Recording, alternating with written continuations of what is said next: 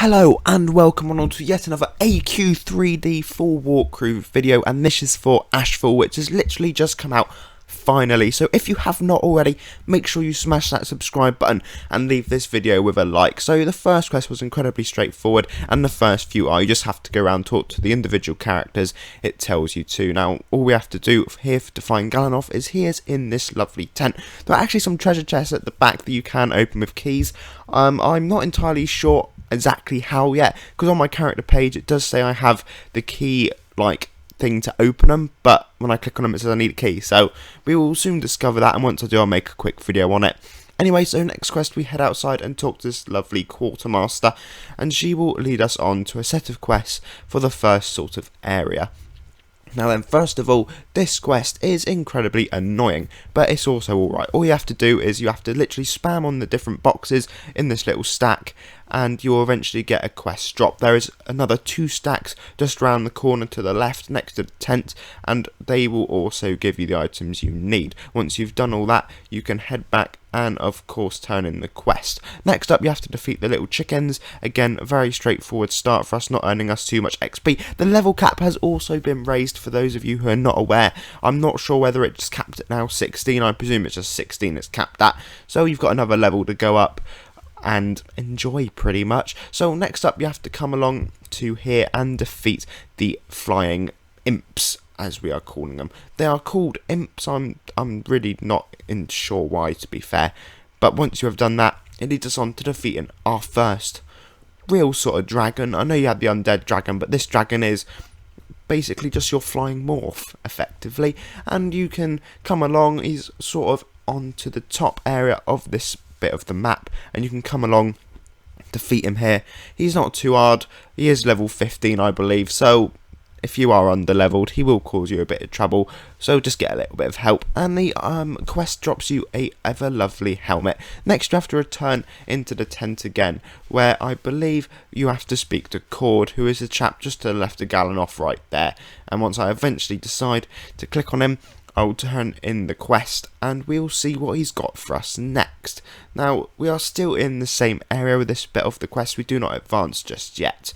So what you have to do now is come up and defeat the skeletons. They are just next to the red dragon where you were a few minutes earlier, and this one does not drop every time, so you have to maybe defeat a few more, but you can turn in the quest automatically, and then you have to go along and just click on the arrows down around the map, which is down by the tent. There are 9 of them for you to click on, so you know, they do respawn, these quests we have to click. Those things, if someone else clicks on them, don't worry, they will respawn for you. You will not miss out on the quest and have to restart. Next up, we advance to the next area, which, just follow me, it's just up there. I know it goes quite quick, because for some reason this video was sped up, but not always sped up by me, so sometimes it goes a little bit funny. I'll try and sort that out. So first up in the next area, we have to defeat the lava globs.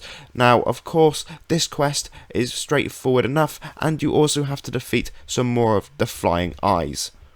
5 of each. So once you have done that, you can head back, turn the quest in, and we move on yet again. So next up, you have to just get rich horns, which is basically just defeating the flying eyes. This one does seem to drop every time.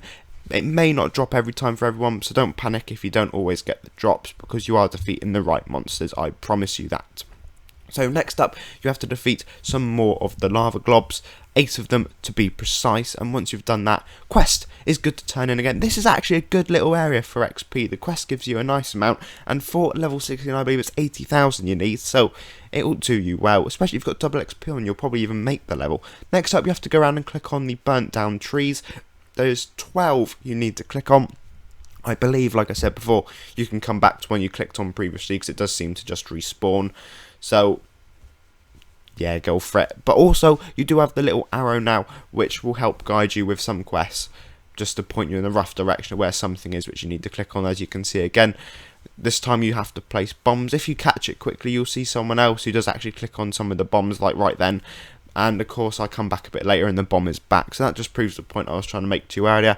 And again, the arrow will show you where you need to go, because there's always going to be a few spare somewhere around the map. You do not have to click on them all, just the 10, and that will give you the quest, and you can turn it in yet again. Now next up is our second sort of boss. I say second boss, the little dragon wasn't really a boss. So this is our first mini boss. He's a giant lava golem, and he is located sort of right at the back left of the area.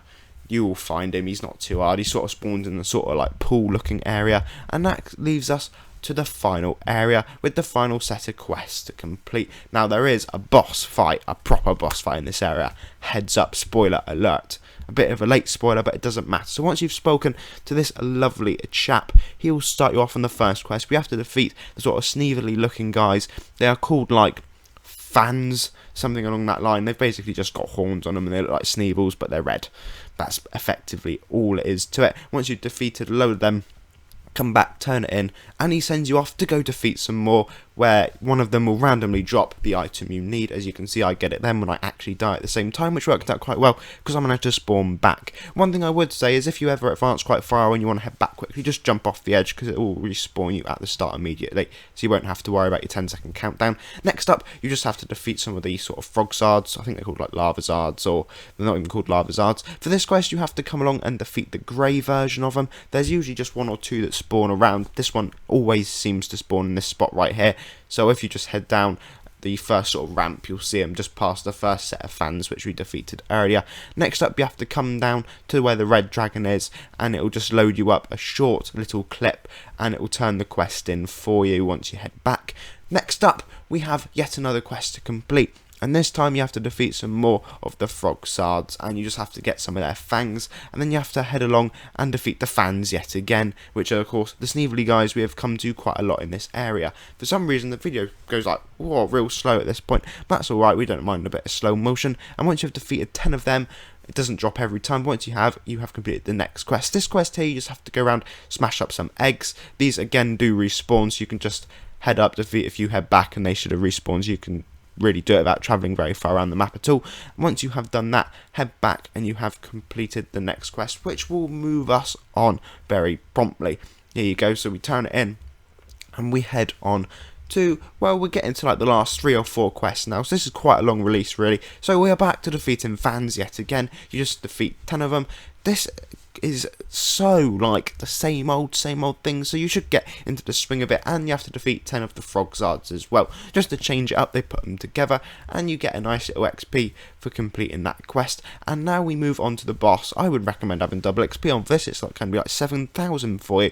This boss is really straightforward, and if you are under level, because it is level 16, of course it'll make your life a lot harder, but a few health potions, I'm sure you'll be okay.